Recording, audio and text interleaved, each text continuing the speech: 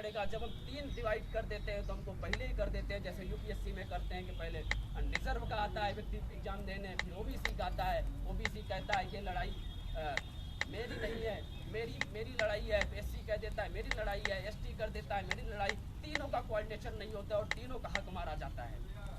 हमको लड़ाई एक बनानी पड़ेगी और बनाना पड़ेगा कि पूरे बहुजन की लड़ाई है और बहुजनों के साथ अन्याय हो रहा है, और बहुजनों के साथ जब अन्याय हो रहा है पूरे राष्ट्र में बहुजन एक ही है, जो अवर्ण है और सवर्ण है। जो सवर्ण भूमि से आया हुआ है वो सवर्ण है, जो अवर्ण है जो हम लोग हैं। हमको इस लड़ाई को एक व्यापक बना के और पूरे राष्ट्र में फैलाना पड़ेगा। जो जैसे सुनील भैया ने कहा कि इस लड़ाई को हमको बनारस से शुरुआत कर रहे हैं, पूरे राष्ट्र में ले जाना पड़ेगा। मुझे संसद की दीवारों को भी घेरना पड़ेगा, मुझे लाल किला में भी जाना पड़ेगा। जैसे अभी एक लड़ाई को कैसे तोड़ने की कोशिश की जा रही है, जैसे गुजरात सेंट्रल यूनिवर्सिटी में प्रोफेसर जयप्रकाश प्रधान को निलंबन का आया मामला, उसमें एक एससी लड़के के माध्यम से ही एक ओबीसी लड़कों को लड़ा के एक सवर्ण लोगों ने आपस में कन्फ्लिक्ट, जो वहाँ से जाके उत्तर प्रदेश बिहार से लड़के जाके वहाँ छात्र संघ के जो चुनाव हुआ उसमें जाके कब्जा किया। एक व्यापक लड़ाई लड़ रहे थे गुजरात सेंट्रल यूनिवर्सिटी, लेकिन जैसी लड़ाई थोड़ा व्यापक बढ़ रही थी वहाँ पर आपस में लड़ाने की कोशिश करने लगे। जाना संगठित होकर लोगों ने काम किया और बताया कि नहीं यार ये एक बहुजन को दूसरे बहुजनों को लड़ाने की कोशिश की जा रही है, उसके खिलाफ हमको चेतना होना पड़ेगा। क्योंकि अगर चेतित होकर हम लड़ाई नहीं लड़ेंगे तो हर जगह हार मिलेगी, और हार मिलेगी। ये अभी भी जो 7 लाख सामाजिक न्याय के संगठन बने हुए हैं, जो बहुजनों में से हम ही लोगों से संगठन बने हुए हैं, आज भी हम सामाजिक न्याय के लिए, प्रतिनिधित्व के लिए लड़ाई लड़ रहे हैं। कभी कभी मुझे दुख होता है कि यार ये तो संगठन बनाने वाले या मूर्ख होंगे या धूर्त होंगे। मुझे मूर्ख तो लगते नहीं है, मुझे धूर्त ज़्यादा लगते हैं। उन धूर्तों को भी आप सभी युवाओं को पहचानना पड़ेगा। जब तक आप नहीं पहचानेंगे तो ये लड़ाई जो है संगठित तरीके से नहीं लड़ पाएंगे और हम जीत नहीं पाएंगे। अब देखिए, जो लड़ाई का जो नेतृत्व करने वाला है युवा ही करने वाला है, और युवाओं को आगे आना होगा और समझना होगा कि जो ये हमको चले हैं, हम अब मुर्दा जो कौमें हैं, जो मुर्दा का नेतृत्व कर रहे हैं, जो 4-5 साल के लिए फिर कुछ चलने के लिए, कुछ आश्वासन देने के लिए चल रहे हैं, हम अब ज़्यादा उन पर विश्वास नहीं कर सकते। क्योंकि आगे 4-5 सालों में आपको ही सब कुछ संभालना है और आपको ही आगे आना पड़ेगा। इन वरिष्ठ जनों के, हमारे गुरुजनों का मार्गदर्शन लेकर, सुनील भैया जैसे एक प्रखर छात्र नेता जो सामाजिक मुद्दों पर हमेशा सरोकार रखते हैं, सुनील कश्यप जी जो फुल टाइमर हैं, अपना बागपत से घर छोड़ के इधर इस एरिया में आके काम कर रहे हैं। इनको क्या जरूरत है?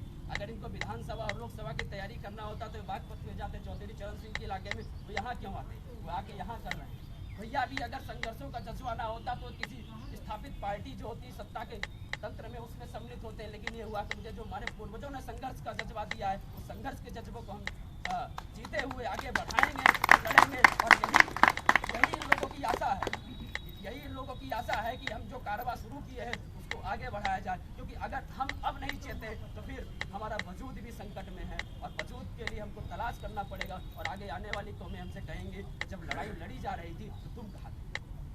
और उस समय यही चिंता हर समय, मैं दिल्ली में भी था तो मैं लोगों से कहा कि भाई आप लोगों ने कहने लगा कि युवा आता नहीं है, युवा आता नहीं है। तो मैंने कहा कि पीढ़ी का क्रिएट कौन किया है? हमारे बुजुर्गों का मैंने कहा कि हमारे पूर्वजों ने तो आपको बहुत कुछ दिया, हमारे पूर्वजों ने आपको आरक्षण की जो सुविधा थी उसको दिया, हमारे पूर्वजों ने एक संघर्ष की जो दास्ता था उसको चिन्हित करके हमको आगे आगे बढ़ने के लिए दिया। लेकिन आज के जो संघर्ष करने वाले नेता ने उन्हें हमको कौन सा प्लेटफॉर्म दिया, कौन सी हमको संघर्ष की लड़ाई दी है? हमारे आरक्षण तक तो आप बचा नहीं पा रहे हो। और आप कैसे कहते हो कि आप युवा जो है आपके साथ आएगा? युवा कभी आपके साथ नहीं आएगा, क्योंकि आपने लड़ाई लड़ी नहीं है। सिर्फ हमारे बाबा की दी हुई संपत्ति थी, जो इन महापुरुषों को दिया हुआ चीज़ था, उसको आपने सिर्फ खाया है। अगर आप कुछ किए होते तो हमको भटकना ना पड़ता, हमको संगठन न बनाना पड़ता, हमको यहाँ चिंता न करना पड़ता। अगर हमको स्ट्रक्चर मिला होता तो ये चेहरे की जो खामोशियाँ हैं वो बहुत बता रही हैं। क्योंकि अगर ब्राह्मणवादी सवर्णवादी शक्तियों के पास जाते हैं तो उनके पास अपना स्ट्रक्चर है, उनका अपना अम्ब्रेला ऑर्गेनाइजेशन है, उनका संगठन के प्रति एक ध्येय है कि कैसे हमको लड़ाई लड़नी है। उनके लिए जो होता है उनका ध्येय महत्वपूर्ण होता है, हमारे लिए हमारा पद महत्वपूर्ण हो जाता है। जब पद की लड़ाई लड़ती है, पद और उत्तरदायित्व की जब लड़ाई होती है तो उत्तरदायित्व की तरफ जाते हैं, हमारे तरफ पद के जाते हैं। पद तो किसी एक को भी बढ़ सकता है और बाकी सब नहीं बढ़ सकते हैं। इसी के चक्कर में हमारी पूरी लड़ाई निपट गई है। इस चेतना के साथ हमको जागृत होकर आगे लड़ना पड़ेगा कि भाई हमको उत्तरदायित्व के साथ लड़ना पड़ेगा, हमको समझ के साथ आगे बढ़ना पड़ेगा। और ना कि अब किसी प्रकार की ये भी लड़ाई नहीं करनी है कि ये यादव है, ये चमार है, ये कुर्मी है, ये कुशवाहा है, ये प्रजापति है, ये कहार है, ये सभी हम इसी में बता देते हैं कि यादव इसका खा रहा है, चमार उसका खा रहा है, ये उसका खा रहा है, उसका खा रहा है। हम आपस में लड़ जाते हैं और आपस में लड़ जाते हैं, दूसरा जाके कुछ हमारे हमको गुमराह करके कुछ लड़ाई माल खा जाता है। हमको उस चेतना के साथ आगे आना पड़ेगा। कह देंगे पहले हम अपने दुश्मन से लड़ेंगे, बाद में हम लड़ लेंगे। जैसे जस्टिस पाटिल ने कहा, चीफ जस्टिस थे सुप्रीम कोर्ट के, उन्होंने कहा जब महाराष्ट्र में मराठा आंदोलन हो रहा था तो उन्होंने कहा कि आरक्षण का स्वरूप बदल देना चाहिए। उन्होंने कहा कि संविधान में प्रावधान है कि 10% रिजर्वेशन दे दो सवर्ण को, बाकी 90% रहने दो, हम आपस में बट लेंगे। दूसरी बात उन्होंने ये भी कहा कि आरक्षण का और स्वरूप बनना है तो जो SC है ST है उसको पूरा दे दो, उसके बाद जो है सवर्णों को दे दो, 50% का दायरा भी खत्म के अंदर ही सब कुछ हो जाएगा, बाकी और छोड़ दो। उन्होंने ये भी कहा, जैसे कहा कि हमारी लड़ाई जो 100% का है, प्रतिनिधित्व की लड़ाई है। भाई साथियों, मैं एक इतिहास की जो 10 साल की घटना है उसके 2-3 पॉइंटों में मैं थोड़ी सी बात बताऊंगा कि कैसे उस चीज़ को भी, कैसे हमारे बहुजनों की लड़ाई को तोड़ने की कोशिश की गई थी, उसको भी थोड़ा सा जांचिए और पढ़िए कि उस समय कौन कौन सी घटनाएं हुई, कैसे हमारे लड़ाई को डाइवर्ट किया। जैसे अंग्रेजों ने जब 1919 के अधिनियम में मुझे अधिकार दिलाया और 1921 का अधिनियम, 1921 में जो है ना एक जाति आधारित जनगणना होती है और सबको पता चलता है कि मेरे जातियों की जनसंख्या कितनी होती है। उसमें जब जाके, लेकिन जब भास्कर राव जाधव, बाबा साहब अम्बेडकर और साहू जी महाराज मिल के कई लोग पार्टी बनाने जा रहे थे तो 1922 में संदिग्ध हालत में साहू जी महाराज की हत्या हो जाती है, उसको भी समझना पड़ेगा। जब पेरियार का आंदोलन चल रहा हो साउथ में, जो जनसंख्या के आधार पर मद्रास प्रेसिडेंसी में रिजर्वेशन दिलवा चुके होते हैं, साहू जी महाराज जाके जो अपने स्टेट में लागू कर दिए थे आरक्षण, वो कह रहे हैं कि हम पूरे देश में चलेंगे, बाबा साहब अम्बेडकर के साथ चलेंगे। 22 में जैसे जनसंख्या का आंकड़ा आ जाता है और राजनीतिक दल की घोषणा करने वाले होते हैं, 22 में उनकी आत्महत्या करवा दी जाती है और 23 में जाके गीता प्रेस की स्थापना की जाती है और 25 में जाके RSS की स्थापना की जाती है। ये झूठे साहित्यों का सृजन करेगा और झूठी बातों को प्रचार प्रसार करेगा, इसको भी कनेक्शन को समझाना पड़ेगा। और साथ ही जो असुरुद्दीन ओवैसी की पार्टी है